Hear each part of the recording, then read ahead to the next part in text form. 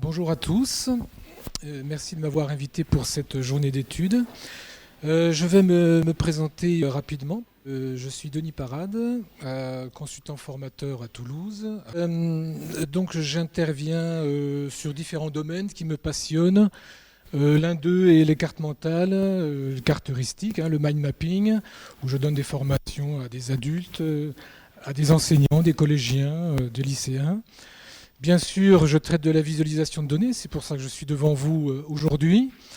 Nous verrons dans le détail. Et puis, parce que c'est mon métier depuis de nombreuses années, je donne également des formations sur la création de sites, le référencement, donc des choses qui sont en lien avec les technologies de l'information. Ça va être bref. Je réalise également, c'est-à-dire que je mets la main à la pâte, je peux créer des bases de données, du développement sur ces différentes thématiques. Vous pouvez me trouver sur le web à partir de mon site scénariointeractif.com. Ça nous intéresse pas trop. Et puis, je travaille pas mal avec l'Urfist ici à Toulouse, à Paris, à Lyon, et également dans des sociétés diverses et variées qui sont citées ici. Allez, je reprends ma présentation qui sera architecturée autour de 4 thèmes. Je vais essayer de situer un petit peu la visualisation de données dans un contexte plus général. Et puis ensuite, nous verrons comment mettre en œuvre des cartographies. Et ensuite, je mettrai l'accent sur certains points de la perception visuelle, pour finir sur des logiciels à partir d'autres exemples, comme ceux que nous allons voir immédiatement. Alors, de quoi parle-t-on ? Je vais commencer par un tour de magie. Voilà, je le fais souvent, il marche en général plutôt bien. Alors, je vais essayer de faire rentrer dans le continent africain la Chine, les États-Unis, l'Inde, le Japon, l'Europe de l'Est, la France, l'Italie et quelques autres pays. Voilà, alors est-ce que c'est possible ? Je vous ai dit que ça marchait, donc voilà la solution. Vous avez sur le petit tableau à gauche ici les différentes surfaces des pays qui sont bien rentrés dans l'Afrique, dans le continent africain, USA, Chine, Inde, Mexique, Pérou, France, Espagne, Japon, Allemagne, etc. etc. Et donc la somme est bien légèrement inférieure à la surface du continent africain. Alors, donc je reviens un petit peu en arrière. Vous dites, mais il y a quand même un problème. Enfin, ou peut-être pas, en tout cas. Ici, nous avons une projection de Mercator qui déforme, une projection cylindrique qui déforme énormément les surfaces des terres. Donc, on a une fausse idée, finalement, enfin une idée un peu biaisée de notre monde. Et quand on voit ceci, eh bien, on peut se poser des questions d'ordre géopolitique. Enfin, ça implique tout un tas d'autres choses sur l'immensité de ce continent africain. C'est une cartographie qui a été exposée il y a 2-3 ans à une expo parisienne et que je trouve vraiment marquante parce que elle nous donne un autre regard, c'est un autre point de vue qu'on n'a pas l'habitude de voir peut-être, et un peu surprenant. Et en même temps, elle nous raconte brièvement une histoire, je dirais. Elle met une mise en contexte un petit peu différente. Alors, une autre parenthèse, qui est une infographie parmi des centaines d'autres que vous pouvez voir chaque jour sur le web. Si je vous la montre, peu importe le contenu, je dirais, vous voyez ce que c'est, des infographies. Alors justement, ce n'est pas de la data vise, ce n'est pas de la visualisation de données au sens propre du terme, dans la mesure où il y a peu d'informations chiffrées. Elles sont très souvent mises en avant graphiquement et c'est surtout le cœur de la représentation, c'est l'aspect graphique et esthétique. Quelquefois, on voit même des données fausses. L'essentiel, en fait, hein, c'est qu'un graphiste fasse un petit peu plaisir pour nous communiquer des chiffres de façon à nous marquer, de façon à ce qu'on les retienne mieux, si c'est possible. Donc ça, c'est pas de la visualisation de données, hein, qui fait plus appel, la visualisation de données, à des informations en plus grand nombre, quelquefois dynamique, il y a une notion de temps réel qui peut venir également, d'algorithmique, de mathématiques. Voilà, la data vise, c'est plutôt de cet ordre-là. Alors c'est un marché en pleine croissance, notamment par la business intelligence. Hein, vous voyez souvent peut-être ce genre de panneaux affichés par des éditeurs de logiciels. On en verra un tout à l'heure. Et ces éditeurs mettent en avant d'ailleurs la compatibilité avec des tablettes, avec des smartphones, pour nous afficher des chiffres en temps réel sur des sociétés, sur des activités, sur des aspects financiers, hein, quels qu'ils soient. Voilà, c'est en général plutôt réussi, très esthétique. Sauf que, vous voyez, je ne sais pas si vous êtes à même d'interpréter ce camembert ici à droite, avec ce jeu de couleurs, avec le nombre de parts. De mon point de vue, ça me semble assez illisible, malgré tout. Vous voyez, on met beaucoup l'accent sur cet aspect esthétique, quitte à faire, je vais être méchant, tout et n'importe quoi, c'est pas le cas, mais disons que ça demande à être retravaillé, hein, dans ce cas-là. Alors, j'ai des choses plus intéressantes à vous montrer, notamment cette matrice de co-occurrence qui est le reflet d'un réseau de personnes. En l'occurrence ici, ce sont les personnages du roman Victor Hugo, Les Misérables, et qui sont à la fois mis en colonne ici et puis en ligne en haut. Alors, je vais aller directement sur le site internet.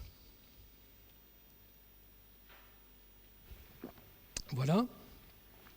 Regardez ce qui va se passer. Il y a un tri automatique, enfin automatique, il a été programmé ici en l'occurrence, pour mettre en avant des clusters, donc des groupes d'individus qui interagissent qui interagissent entre eux. Voilà. Donc on les voit nettement. La densité de la couleur marque en plus la force du lien qui relie les personnes en question. Hein.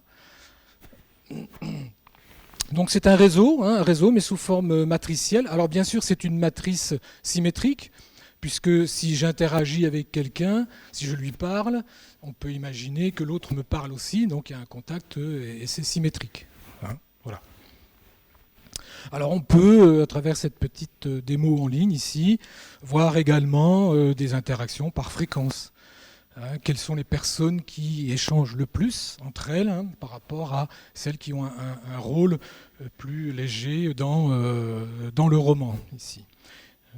Voilà, il y a une troisième solution, c'est un classement par nom qui n'apporte absolument rien. Voilà. Donc je vous montre aussi des choses qui ne sont pas traitées et qui demandent à être interprétées différemment.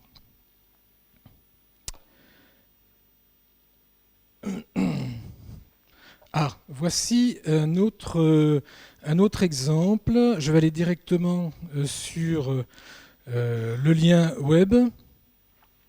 Il s'agit d'une application de Google, Public Data, qui permet de visualiser des informations dans le temps et suivant différentes grandeurs. Il y en a 4 ici. Donc c'est un exemple, hein, mais il pourrait être complété par d'autres données qui sont accessibles sur la gauche. Donc en abscisse, vous avez l'espérance de vie, le taux de fertilité, donc le nombre d'enfants par femme. Et puis, quoi d'autre? Vous avez également le diamètre des disques qui correspondent à la population du pays, qui sont regroupés par continent, en fonction des couleurs.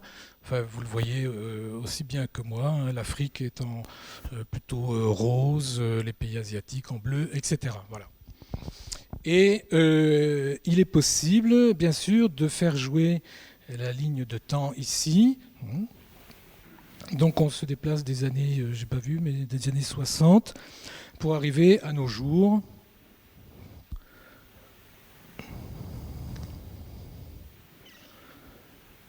Voilà. Alors, donc je vais recommencer. Je vais revenir en arrière. Voilà, donc premier constat, donc le taux de mortalité infantile diminue, enfin, le taux de mortalité tout court, pardon, diminue au fil du temps. Et puis on voit aussi différentes choses qui se passent. Alors je reviens, voilà. Regardez ici, il y a 2 points qui se sont échappés. Eh bien oui, le Cambodge et le Timor ici, dans les années 75. Voilà, on le voit nettement ici. L'espérance de vie a hélas chuté. Donc si je continue, regardez ici ce point-là qui se déplace à toute vitesse également. Le Rwanda, dans les années 90. Voilà, et puis d'autres événements ici, hélas, souvent issus du continent africain. Voilà, donc j'aurais beaucoup aimé, moi, avoir des cours d'histoire géo qui débutent par ce genre de graphique, de façon à comprendre un peu le monde.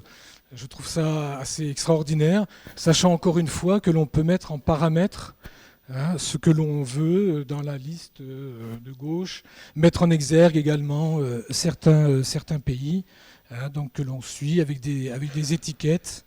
Vous voyez, bon, enfin, voilà. Donc c'est une application Google, mais qui a été inventée par Hans Rosling il y a un 7-8 ans. À travers son produit qui s'appelait Gapminder, que vous pouvez toujours voir sur le net, qui est vraiment très très bien puisqu'il met en exergue d'autres projections, d'autres données. C'est vraiment extraordinaire.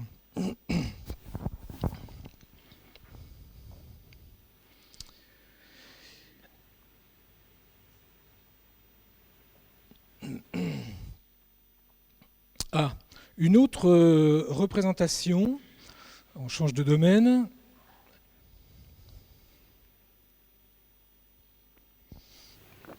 Pour aller sur le journal, le New York Times, qui a, vous le voyez, fait une infographie, enfin une data vise interactive, vous allez le voir, sur le budget d'Obama, enfin les propositions de budget de 2013. Voilà, donc au premier abord, on survole et on voit des étiquettes qui nous montrent déjà la dimension du budget dans la thématique qui est affichée. Et puis, deuxième composante, c'est la couleur. Le budget augmente quand le disque est vert, et de plus en plus vert, et il diminue, bien sûr, si on est dans une zone rouge. Voilà. Alors, donc ça, c'est une vue globale, donc on peut déjà voir dans quel domaine les budgets, enfin, le budget va augmenter, la sécurité sociale, etc. Et puis ici, l'administration, l'armée, la justice, etc. Donc il y a d'autres vues qui nous sont proposées. Voilà, il y a une séparation en 2 parties. La partie de gauche, mais en fait, elle est relative à des lois qui ont déjà été votées où finalement la politique d'Obama n'a pas de prise, puisque ses dépenses ou ses recettes sont déjà c'est déjà voté. Donc il n'y a pas d'éléments propres à sa politique qui apparaissent, contrairement à la partie droite, où là, il a tout lieu d'agir et de montrer, d'afficher une politique sociale ou autre. Et c'est donc, vous avez vu donc que la partie de gauche a été éliminée de la présentation ici.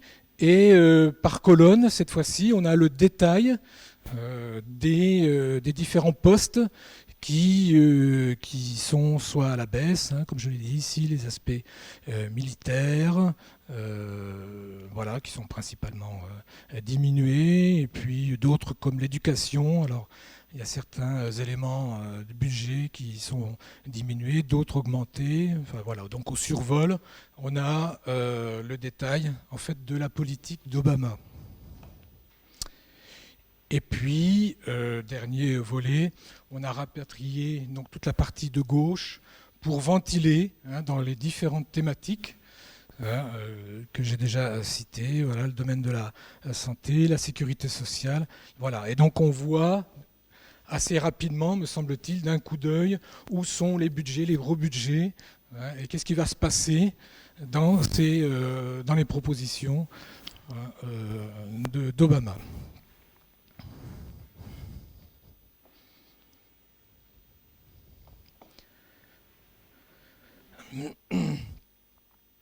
Alors, autre chose, je vais là aussi aller directement en ligne. J'espère que tout va bien marcher.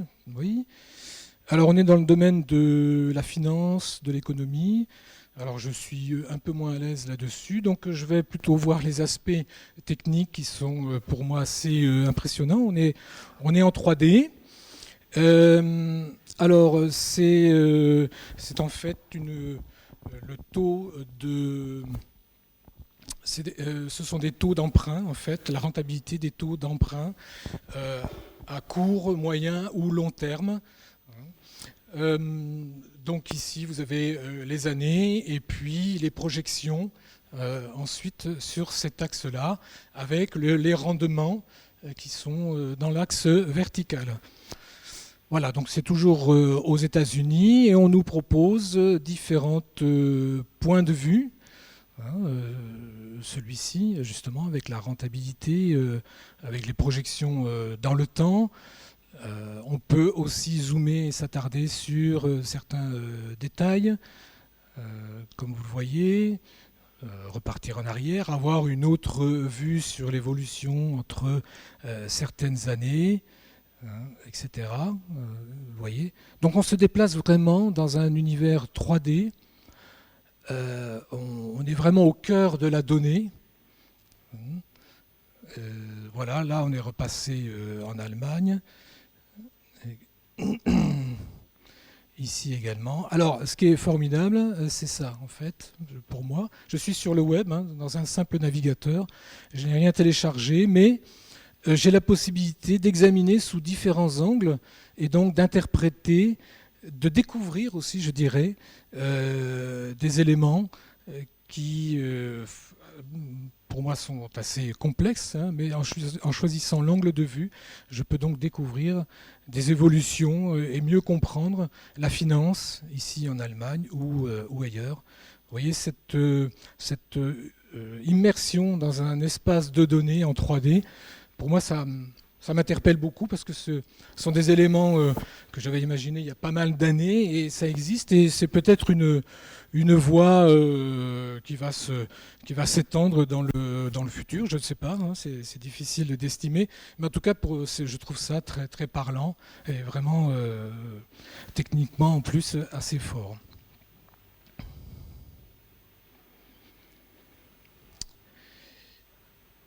Alors si vous en voulez plus, si vous manquez d'inspiration, si vous voulez voir ce qui se fait, il y a ce site Visual Complexity qui recense de très nombreux projets dans de très nombreux domaines.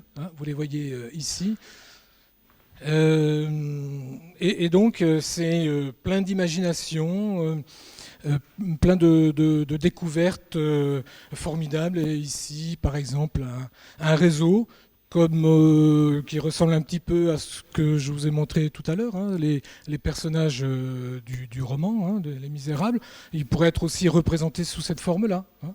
Vous voyez, donc en périphérie, tous les personnages, un lien pour dire, ben voilà, un tel interagit avec telle autre personne, et puis, par exemple, l'épaisseur du lien, c'est la force de l'interaction.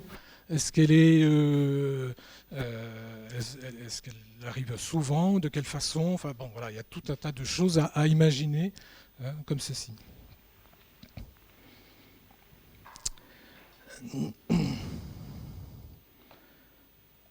Alors, voilà pour à travers quelques exemples, une brève présentation hein, de la data vise. Alors, comment on met tout ça en œuvre? Eh bien, à travers un petit nuage de mots-clés, on va voir les différentes compétences ou sensibilités qu'il faudrait avoir, ou les corps de métier hein, qui interviennent dans la data vise.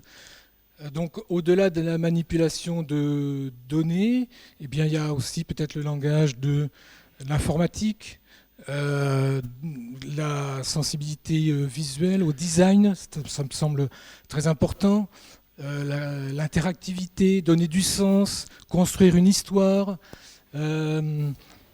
connaître les projections en cartographie, par exemple, le design, la forme, savoir communiquer aussi. Hein. Donc tous ces aspects-là peuvent intervenir lorsque l'on souhaite créer une visualisation de données. C'est pas simple d'avoir tout ça dans une seule personne, hein, ça c'est sûr. Donc c'est plutôt des équipes hein, qui font toutes les visualisations complexes que vous avez vues précédemment, hein, évidemment. Alors, tout part d'une idée. Donc là, c'est pas très joli. C'est une copie d'un carnet qui me suit de temps en temps. Ben, on part d'abord, on griffonne hein, sur un papier. Tiens, j'aimerais bien représenter ces données-là sous cette forme. Hein. C'est important de partir du papier et de voir ce vers quoi on doit aller, de construire la représentation, non pas au hasard, mais avec un objectif précis, dans la mesure du possible. Voilà, donc par exemple ici à gauche, ben, c'est un projet hein, de cartographie d'un calendrier, parce que je ne suis pas très satisfait des calendriers qu'on me propose sous forme de table, toujours à Outlook ou sur Google. Ça ne me convient pas. Je ne vois pas le futur, je ne vois pas le mois, l'année qui va s'écouler. Et voilà, donc c'est j'espère pouvoir réaliser ça prochainement. C'est une façon de cartographier le temps un petit peu différemment.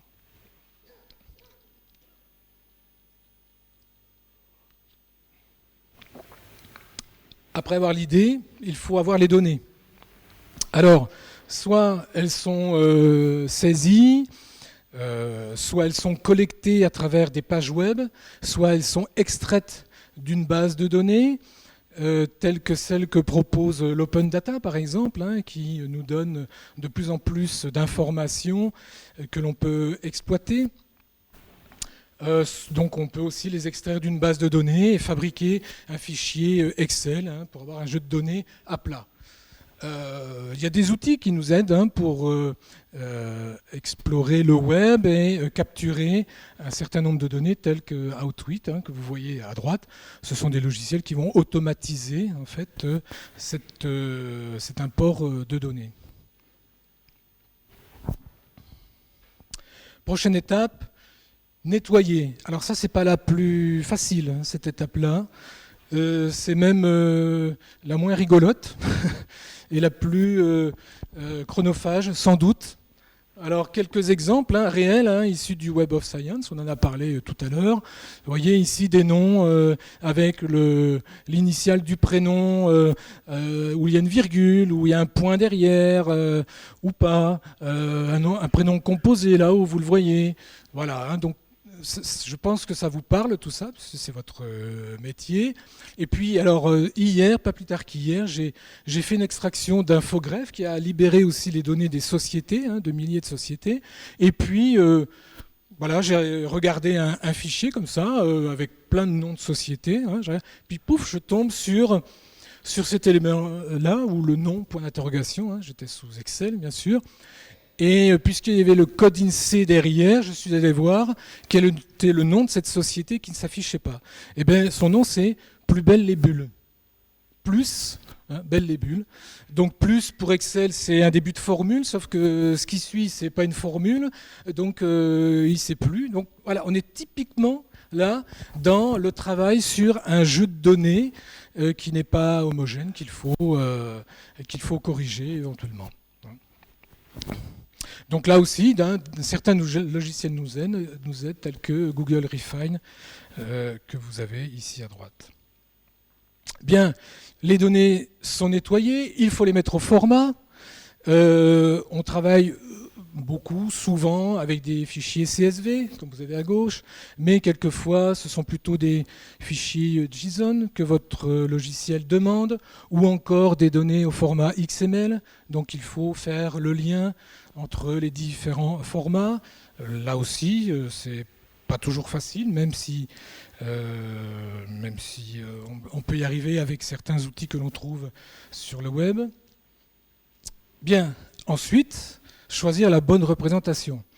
C'est pas non plus le plus simple, mais là c'est quand même beaucoup plus intéressant parce que, alors déjà, il ne faut pas forcément réinventer le monde. Vous avez vu en première partie des choses extraordinaires, un petit peu inédites, mais vos données elles peuvent très bien être comme le diagramme en haut à gauche, beaucoup plus simplement, et vous aurez tout là. Mais on peut aussi imaginer découvrir d'autres façons de représenter l'ensemble des données qui sont à votre disposition. Alors, il n'y a pas de règle précise. L'expérience y fait, et puis il faut chercher un petit peu. Ah, oui, il faut rester honnête dans la mesure du possible. Vous voyez une illustration, à mon avis, très parlante, feu Steve Jobs, qui nous montre que la part d'Apple est vraiment énorme par rapport à celle de Nokia, malgré les chiffres. Ça, c'est tout le travers des camemberts en 3D que l'on peut faire parler comme on veut, finalement.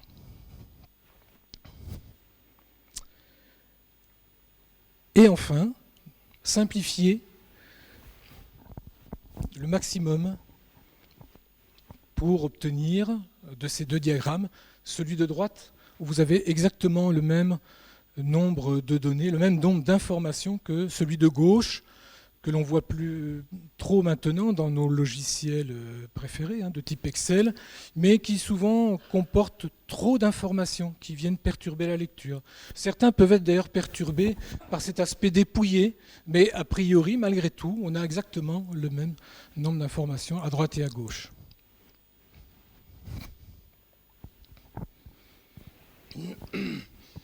Voilà pour le processus de mise en œuvre.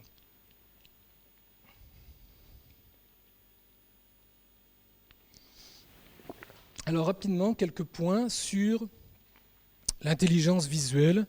Ça, je vais faire très court, mais on a vu quelques tableaux de chiffres cet après-midi, comme celui qui est à gauche, qu'il est difficile de lire, qui nous demande des efforts pour savoir où est le minimum, le maximum, dans quel sens je trie, qu'est-ce que ça m'apporte. Alors que bien sûr, les éléments à droite, visuels à droite, on a immédiatement, sans réfléchir, ça nous saute aux yeux, le minimum, le maximum, et on peut même estimer un petit peu la moyenne. Donc ce sont des facultés qui nous sont propres et qui sont vraiment importantes d'exploiter. Autre exemple de l'apport de la visualisation de données est apporté par cet exemple qu'on appelle le quartet d'Anscombe. Et c'est un statisticien qui a élaboré 4 jeux de données, voilà, et qui possédaient mathématiquement des caractéristiques identiques que vous voyez ici. Donc, on pourrait se dire, oui, ces données sont très semblables.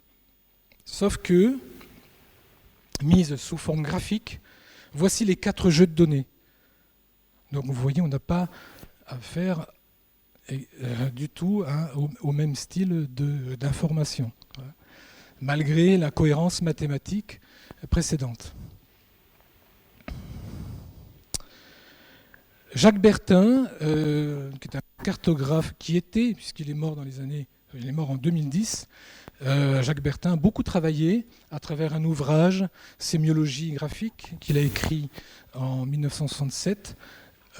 Donc il nous a beaucoup apporté sur la façon de coder visuellement des données à travers la forme que l'on peut donner aux éléments visuels, leur taille, l'orientation, les valeurs, etc. Donc c'était à l'époque du noir et blanc, hein, donc le grain, ça, c'est plus trop utilisé, mais on peut mettre en avant aujourd'hui plus la netteté, la densité ou des choses comme ça. Dernier élément sur cet aspect visuel, il y a la théorie de la forme, la Gestalt en allemand, qui a énoncé un certain nombre de lois de propriétés visuelles hein, que nous avons. La loi de fermeture à gauche, vous voyez tous un triangle, pourtant ce n'en est pas un, puisqu'il manque un élément, il manque un bout de triangle. Mais vous avez supposé que c'était un élément oublié ou caché, une erreur. Bref, c'est un triangle. Hein. À droite, vous voyez deux groupes sans doute de disques, plutôt que 18 disques. Hein, parce qu'on a tendance à regrouper les éléments hein, d'une façon logique. Là, c'est une loi de similitude dans la mesure où vous avez plutôt vu sans doute des colonnes plutôt que des lignes, des colonnes parce que vous avez des figures qui créent le lien. Et enfin, dans la partie droite, alors si j'étais un artiste, on pourrait y voir un cube en 4 dimensions peut-être, mais en tout cas, l'œil cherche aussi à interpréter les formes pour les rendre simples, stables, symétriques, compréhensibles. Hein. Voilà, donc c'est tout l'aspect design aussi que l'on met, qu'on cherche à développer en faisant de la visualisation de données.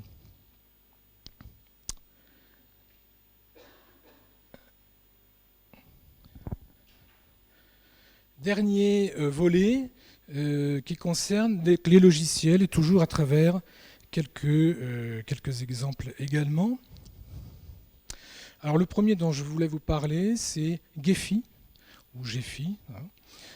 On va dire Gephi ici, qui est un logiciel open source qui permet de faire de la cartographie de réseaux, non pas les réseaux avec la matrice de co-occurrence que vous avez vu tout au début, mais des réseaux de type nœud-lien. Alors dans votre métier, c'est utilisé, je pense que c'est vraiment des représentations intéressantes. Ça, c'est issu d'un travail qui a été fait en collaboration avec l'Observatoire Midi-Pyrénées et qui représente un réseau de chercheurs qui sont en étroite interaction, notamment à travers les citations qu'ils peuvent opérer sur leurs publications. Hein, voilà. Donc c'est ainsi que l'on peut mettre aussi en avant des clusters, donc des chercheurs qui se citent souvent entre eux et qui sont en étroite relation. Ça répond d'ailleurs peut-être ce type de représentation à une des questions, à la première question qui a été posée dans le premier exposé. Comment on a un tableau là et qu'est-ce qu'on en fait, comment on l'interprète. Donc c'est peut-être une réponse possible. Donc une autre visualisation hein, dans le même projet pour estimer la taille des équipes, des personnes qui travaillent dans différentes équipes, leur nombre et bien sûr au survol on a les noms correspondants. Gephi permet aussi de traiter des informations géolocalisées. C'est ce qui a été fait ici dans ce dernier exemple. Il existe également d'autres moyens de représenter l'information. L'une d'entre elles est d'utiliser D3, qui est une librairie très moderne, très en vogue. Et c'est vrai qu'elle fournit des résultats extraordinaires visuellement. Alors pas forcément celui-ci, mais en tout cas, ça c'est une réalisation qui a été faite pour un client qui travaille sur la Garonne et les départements qui la traversent et la captation d'eau réalisée par l'agriculture. Donc c'est un diagramme de Sankey et la largeur d'une barre est proportionnelle au volume d'eau prélevé. Voilà, donc on voit mieux, bon, c'est un peu rapide hein, comme présentation, mais on voit mieux quel est le volume d'eau prélevé dans quel département et dans quel affluent de la Garonne, avec au milieu une entité administrative que la société en question maîtrise.